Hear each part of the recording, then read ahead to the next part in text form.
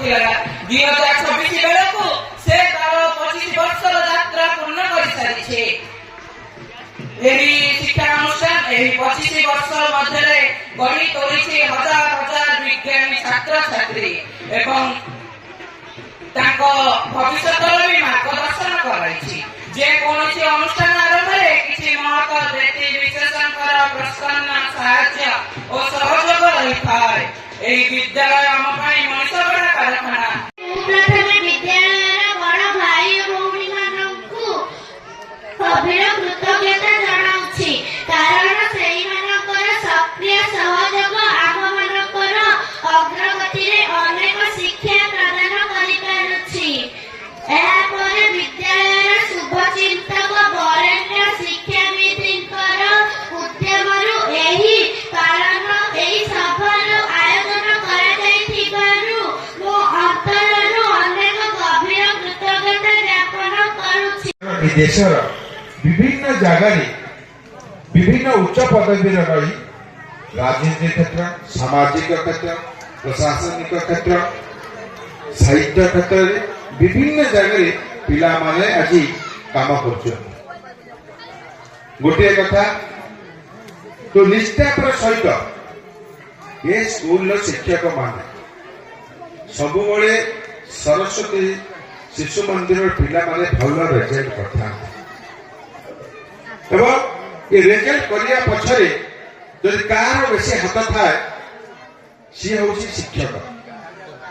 କାରଣ ଏଠି ଯୋଉମାନେ ଶିକ୍ଷାଦାନ ଦେଇଥାନ୍ତି, ଯୋଉ ଶିକ୍ଷକ ମାନେ ସେମାନେ ନିଷ୍ଠାପର ସହିତ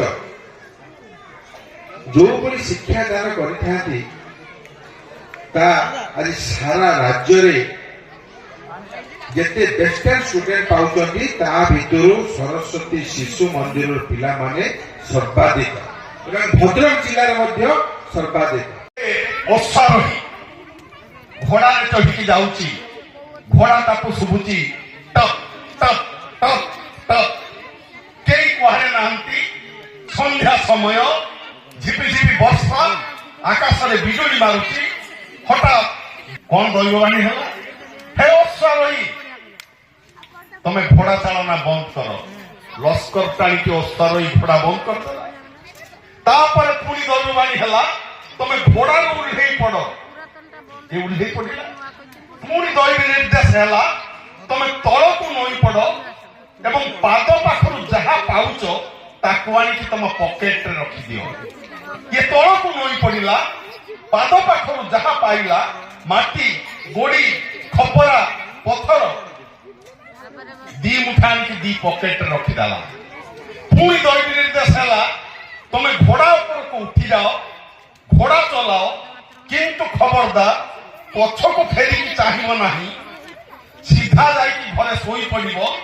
ପକେଟରେ ଯାହା ରଖିଲ ତାକୁ ଆଜି ରାତିରେ ଦେଖିବ ନାହିଁ। ସୂର୍ଯ୍ୟ ଉଦୟ ପରେ ଦେଖିବ।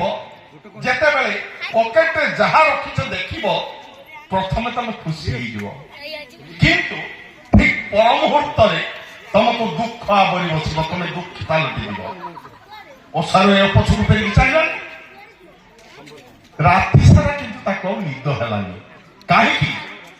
ପକେଟରେ କଣ ଏମିତି ରଖିଛି, ଖପରା, ପଥର, ବାଲି, ସେଗୁଡିକ ଦେଖି ଖୁସି ହେଇଛି। ପୁଣି ପର ମୁହୂର୍ତ୍ତରେ ଦୁଃଖୀ ପାଲଟିଛି। ସେଇଟା ଭାବିବାକୁ ତାକୁ ରାତିରେ ନିଦ ହେଲାନି। ଯେମିତି ରାତି ପାହିଛି, ମୁହଁ ଧୋଇ ନାହିଁ, ଦେଖିଲା ସୂର୍ଯ୍ୟୋଦୟ ହେଇଗଲାଣି, ପୂର୍ବ ଆକାଶ ନାଲି ରଙ୍ଗ ପାଲଟି ଗଲାଣି।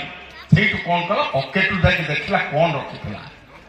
ଯେତେବେଳେ କାଢିକି ଦେଖିଲା, ସତରେ ସେ ଖୁସି ହେଇଗଲା, କାରଣ ସେଗୁଡିକ ଥିଲା ଅମୂଲ୍ୟ ହୀରା, ମୋତି ଆଉ ମାଣିକ।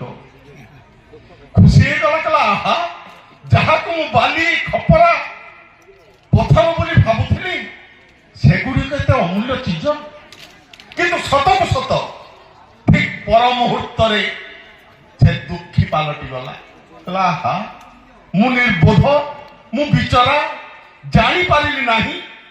ପାଦ ପାଖରେ ଯାହା ପଡିଛି ସେଗୁଡିକ ଏତେ ଅମୂଲ୍ୟ ଚିଜ ବୋଲି ଯଦି ଜାଣିଥାନ୍ତି, ମୋର କୋଟ ସାର୍ଟ ସବୁ ଖୋଲିକି ମୁଁ ବୁକୁଚା କରିକି କେତେ ବହି ଆଣିଥାନ୍ତି, ଆହା ବିଚରା, ଏହା ମୋର ନିର୍ବୋଧତା, ମୁଁ ଜାଣିପାରିଲି ନାହିଁ। ମୁଁ ଏକଥା କହିବାର ଉଦ୍ଦେଶ୍ୟ ହେଉଛି, ପିଲାମାନେ ତମେ ଏଠୁ ଯାହା ସବୁ ସଂଗ୍ରହ କରୁଛ ତାର ମୂଲ୍ୟ ବର୍ତ୍ତମାନ ବୁଝିପାରିବ ନାହିଁ।